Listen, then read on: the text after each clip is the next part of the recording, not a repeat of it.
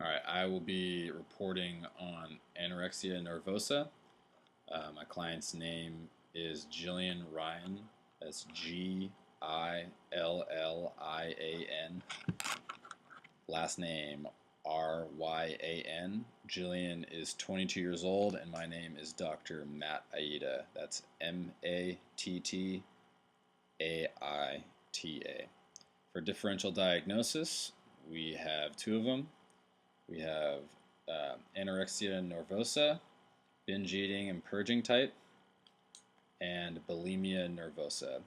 We decided to rule in the anorexia nervosa, binge eating type, and rule out bulimia nervosa. For primary diagnostic features for anorexia nervosa, we have three of them. We have refusal to maintain healthy body weight.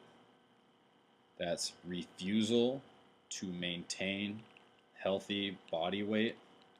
Second one, intense fear of being overweight, which results in rigid restriction of dietary intake. Intense fear of being overweight, which results in rigid restriction of dietary intake. And the last one, distorted body image, in which body image is confused with self-image. I'll repeat that one more time.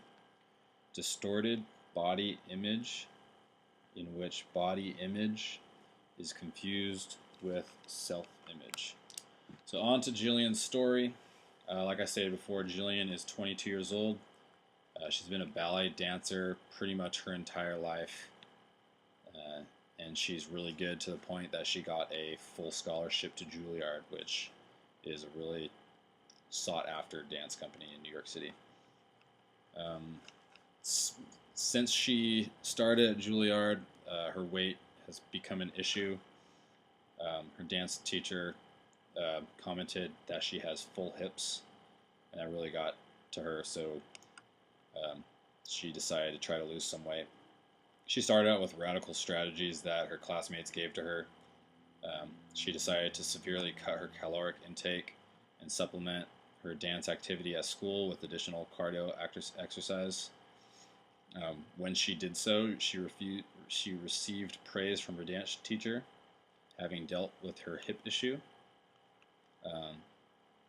And then, even though everyone was pleased with her thinning body, she thought that she needed to lose more fat, to the point where she restricted her diet even more, and she held her caloric intake to about 750 calories a day by eating mostly only rice cakes, deli sliced turkey breast, celery, carrots, black olives, non-fat cottage cheese, and diet cola, which is not a great diet. She started to drop weight rapidly and noticed that her stamina also began to suffer while she was dancing, and that she didn't have the energy needed to dance and stay competitive. She got to the point where she was 92 pounds, which is way below ideal weight for a 5'7" person. Her teacher told her that if she did not put some weight back on and improve her ability to dance at a competitive level, then she would be in danger of losing her scholarship. It got to the point where Jillian put enough weight back on to at least get some energy back. But when she looked in the mirror, she saw an obese young lady, and she was desperate to lose the weight again, yet fearful of losing her scholarship. She started to pretend like she was eating real healthy around her teacher, but immediately when she could, she would go to the nearest bathroom and throw it all up. She started wearing baggy clothes to try to hide the fact that she was overly skinny, but obviously she wasn't really fooling anyone when she took the clothing off to dance. After graduating from Juilliard, she was hired onto a ballet company, in which she felt free to lose the additional weight that she needed or wanted, and get back to her ideal weight of 92 pounds.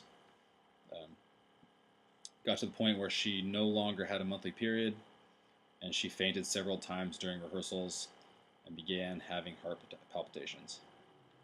Her boss started to notice these symptoms and said that if she did not get her weight problem under control, that she would be fired. For theoretical perspectives, we have 4 of them. First one, the biological perspective. There's a possible genetic predisposition. Family members with alcoholism, depression, obesity, and eating disorders may lead to this genetic predisposition. Client experiences a deficit of neurotransmitter serotonin, and when she purges, dopamine is secreted.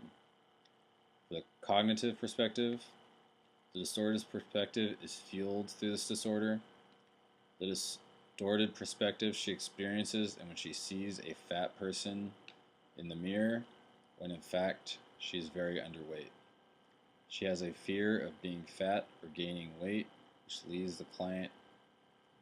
leads the client's restricting diet to unhealthy levels. She has a constant thinking of never being thin enough, which also leads to underachieving. For the social cultural perspective, high levels of physical appearance due to perfect standards placed on clients by others leads to a belief that a client has to have a perfect body. And last, we have behavioral perspective. The client has a faulty learning experience and is operantly conditioned. When she experiences positive reinforcement when she gets praised from her teacher for losing weight, but is also negatively reinforced when she purges by experiencing avoidance behavior by avoiding gaining weight. Thank you.